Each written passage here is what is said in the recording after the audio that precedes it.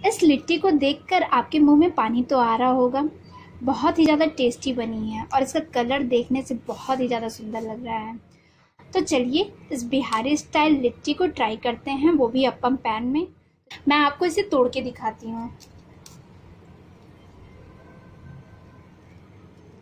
ये देखिए, ये खाने में बहुत ही ज़्यादा टेस्टी है। तो चलिए इसे ट्राई करते हैं और देखते हैं इसके लिए हमें किन किन चीज़ों की आवश्यकता होती है। हेलो फ्रेंड्स, तो कैसे हो आप सब। आज जो मैं आपके साथ रेसिपी शेयर करने जा रही हूँ वो है बिहार की फेमस रेसिपी। जैसा कि आप सबको पता है कि बिहार की सबसे ज़्यादा फेमस रेसिपी है लिट्टी चोखा।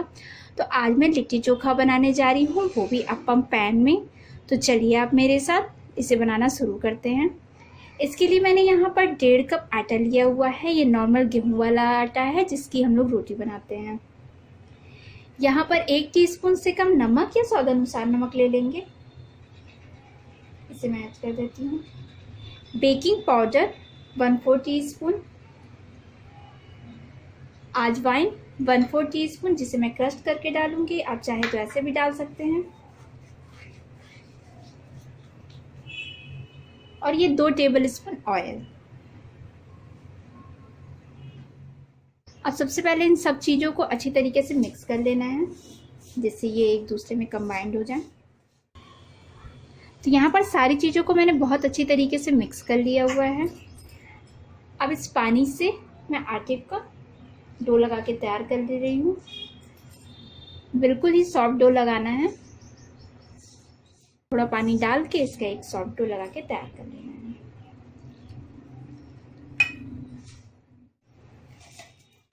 तो यहाँ पर आटे को मैंने सान लिया है, लेकिन इसका एक सॉफ्ट डो तैयार करना है तो इसे मुझे और मसलना पड़ेगा। जितने अच्छे से आप इसे मसलेंगे लिट्टी उतना ही सॉफ्ट बनेगी। तो यहाँ ये आटा लगभग सॉफ्ट भून गया है।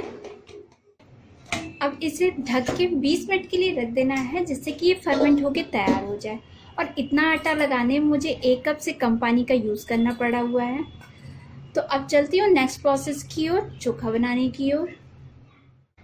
टमाटर का चोखा लगाने के लिए आप चाहे तो टमाटर को डायरेक्ट जाली स्टैंड पे रख के इसे रोस्ट कर सकते हैं, लेकिन मुझे ये तरीका ज़्यादा अच्छा लगता है।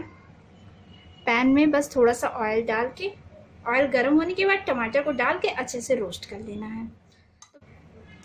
तो यहाँ मैंने 2 टमाटर ले लिया हुआ है और इसे डालकर बीच बीच में पलटते हुए रोस्ट कर लेना है।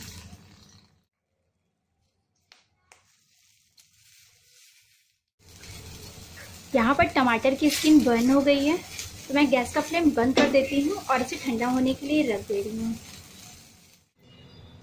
तो यहाँ पर दोनों टमाटर ठंडा हो गया है। अब इसका स्किन निकालने में आसानी होगा। ये देखिए, बहुत ही आराम से निकल जा रहा है। यहाँ दोनों टमाटर का स्किन निकल गया है तो अब इसे मैश कर लेना है।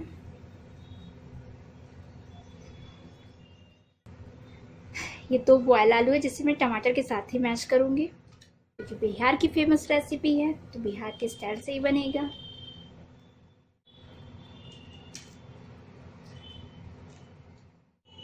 यहाँ दोनों चीज़ों को अच्छी तरीके से मिला लिया है। अब नमक स्वादानुसार। ये 1 चम्मच के करीब सरसों का तेल, इससे फ्लेवर बहुत ही ज़्यादा अच्छा आता है। बारीक कटी हुई हरी मिर्च 3 से 4 और ये 4 से 5 लहसुन की कलियां। जिसे अब इन सारी चीज़ों को अच्छी तरीके से मिक्स कर देना है और आपका चोखा तैयार। मसाला तैयार करने के लिए यहाँ पर एक पैन गरम होने के लिए रखा हुआ है और साथ ही मैं ये 1/2 टीस्पून से कम सौंफ, 1/4 टीस्पून कलौंजी, 1/4 टीस्पून से थोड़ा सा कम अजवाइन और 1/4 टीस्पून जीरा, इन सबको इस पैन में डाल के लाइटली रोस्ट कर लेना है। इसे लगातार चलाते हुए बस आधा से 1 मिनट तक रोस्ट करना है। तो यहाँ से टोटल 1 मिनट पकाने में ही ये पूरी तरीके से पक चुकी है, ड्राई रोस्ट हो चुकी है। मैं इसे खाली कर लेती हूँ। मसाला तैयार करने के लिए मैंने यहाँ पर 1/2 कप चने का सत्तू ले लिया हुआ है। इसमें मैं ये 2 बारीक कटा हुआ प्याज, मीडियम साइज का प्याज है जिसे मैंने बारीक काट लिया है, 3 से 4 बारीक कटी हुई हरी मिर्च, 8 से 9 लहसुन की कलियां, इसे भी बारीक काट के तैयार कर लिया है।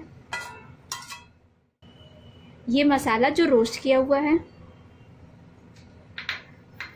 आमचूर पाउडर, आप इसकी जगह नींबू का रस भी यूज़ कर सकते हैं, 1 टीस्पून से कम आमचूर पाउडर, नमक स्वाद अनुसार, क्योंकि नमक आप आटे में भी मिला रहे हैं तो फिर नमक स्वाद अनुसार ही यूज़ करें। और ये 1 टेबल स्पून के करीब ऑयल, ये बाइंड करने में मदद करेगा। ये मस्टर्ड ऑयल है यानी सरसों का तेल है। और ये अचार का मसाला लगभग 1 चम्मच के करीब।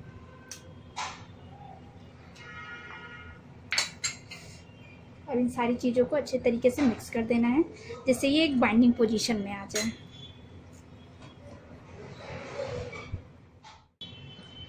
तो अब मैं स्टफिंग को आटे में भरकर और लिट्टी तैयार कर ले रही हूँ। इसे एक बार और अच्छे से मसल के सान देना है जिससे ये बिल्कुल ही सॉफ्ट, ये देख सकते हैं बिल्कुल ही सॉफ्ट तैयार हो गया है।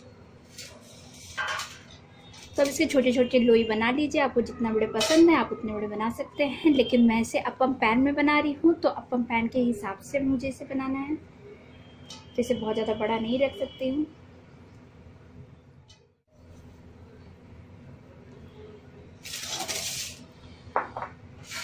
अब एक एक लोई को उठाकर और इसे अच्छे से स्मूथ कर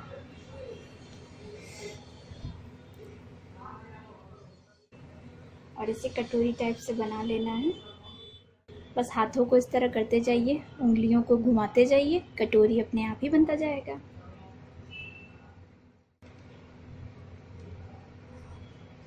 अब इसमें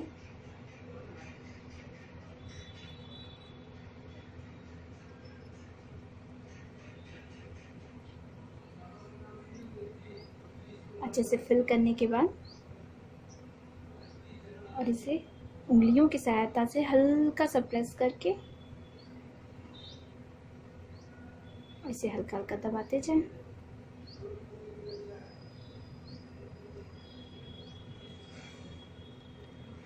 तो ये एक्सेस आटा में हटाकर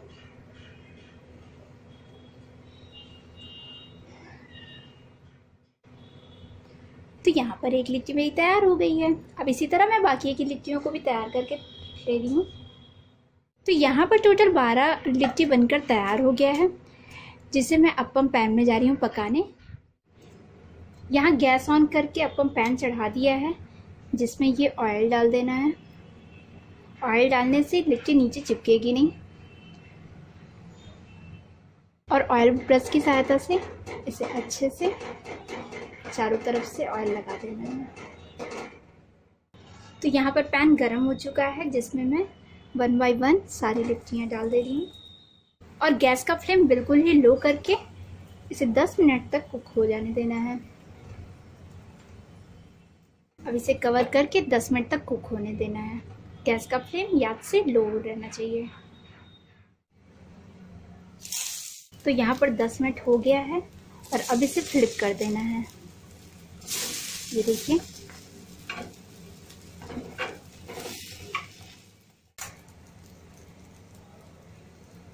सभी को फ्लिप करके साइड में थोड़ा सा ऑयल डाल देती हूँ। अगेन इसे बंद करके 10 मिनट तक ही कुक करना है। गैस का फ्लेम लो रहेगा। यहाँ पर 5 मिनट बाद ही मैंने इसे पलट दिया था क्योंकि ये बीच वाला है तो इस पर गैस का आंच तेज़ लगता है, तो जिसकी वजह से ये जलने में ज़्यादा आसानी होता है। और ये देख सकते हैं, इसे मैंने पलट के अब ये साइड्स के कॉर्नर जो है इसे पकाने के लिए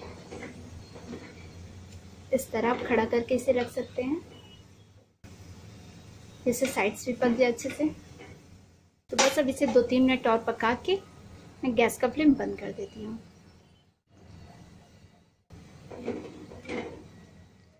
तो यहाँ आप देख सकते हैं ये सारी लिट्टियाँ पक के तैयार हो गई हैं और बहुत ही देखने में बहुत ही ज़्यादा सुंदर लग रही है। तो मैं इसे खाने के लिए बेताब हूँ।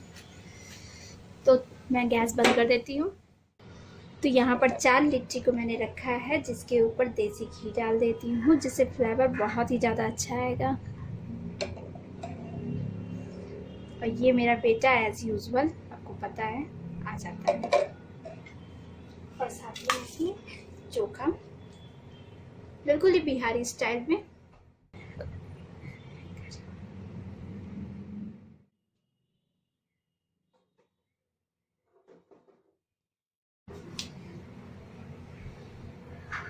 तो मेरा लिट्टी चोखा अप्पम पैन में बनके तैयार हो गया है।